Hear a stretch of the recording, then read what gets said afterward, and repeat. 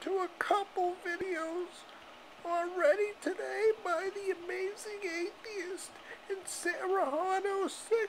But guess who the lucky third one is? The lucky third one is you, Bitty Black Attacks.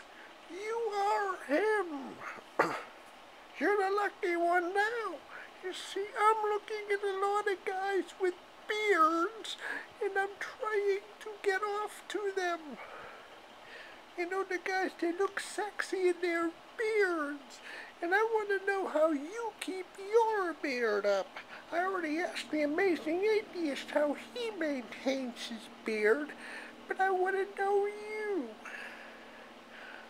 And that long hair of yours, it's growing and growing. It's looking like you're a rock star hippie dude or something like that. You're out there, man. You really are out there. But Bitty Black Attacks, you are the lucky guy, because Fiery Pooh is now doing this.